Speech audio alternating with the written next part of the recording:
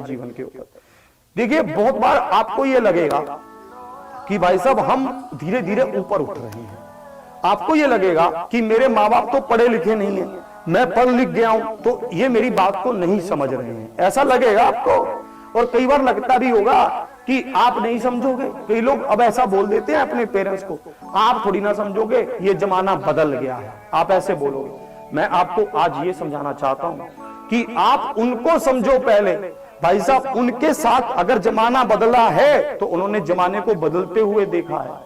भाई साहब उन्होंने ये देखा है कि जमाना बदलता कैसे है, वो नहीं बोलते, उनका एक्सपीरियंस बोलता है। और इस दुनिया में सिर्फ 2-3 लोग ऐसे होते हैं जो आपका भला चाहेंगे। कौन? सबसे पहले आपके माँ बाप आपका भला चाहेंगे। हो सकता है इस कलयुग के जमाने में भाई भी भाई का भला ना चाहता हो, ये भी हो सकता है। आपने देखा भी होगा कई बार लोग भाई भाई आपस में तकड़ा बैर हो जाता है, पर माँ बाप कभी भी ऐसा नहीं करेंगे कि भाई साहब, वो हमेशा आपका भला चाहेंगे।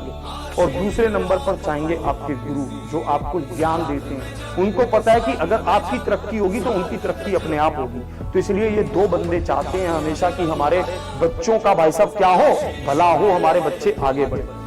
एक बार एक शानदार इमारत में लगे एक झूमर ने एक नींव की ईंट को कहा कि देखा तुमने मेरी शानो शौकत। एक दिन एक शानदार इमारत में लगे झूमर ने एक नींव की ईंट को कहा कि देखा तुमने मेरी शानो शौकत। भाई साहब लोग आते हैं और लोग मेरी कितनी प्रशंसा करते हैं, मैं भाई साहब कितना जगमगाता हूं, कितना खिलखिलाता हूं, पूरा दिन मेरी प्रशंसा होती है। और तुम देखो इस दीवारों में, इस ईंटों में कहीं नींव में दबकर रह गई हो। तो नींव का जवाब सुनिए, नींव ने क्या कहा। नींव ने कहा, ए झूमर, तेरी औकात तब तक है जब तक मैं हूं।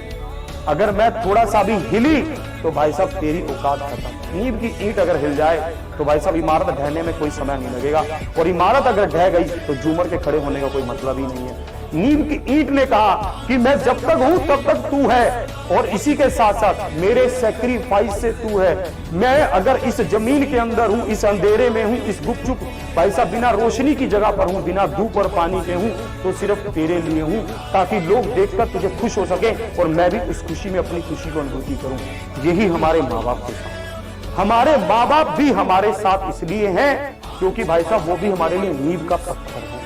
वो नींव का पत्थर एक ऐसा मजबूत पत्थर, अगर वो हिला तो भाई साहब फिर हमें कोई नहीं पूछेगा। तो हमेशा उनकी रिस्पेक्ट कीजिए, उनकी बातों को समझिए, उनको अपने जीवन के बारे में भी समझाइए। धीरे धीरे धीरे धीरे करके उनको अपनी तरफ लेकर आइए। ठीक है, तो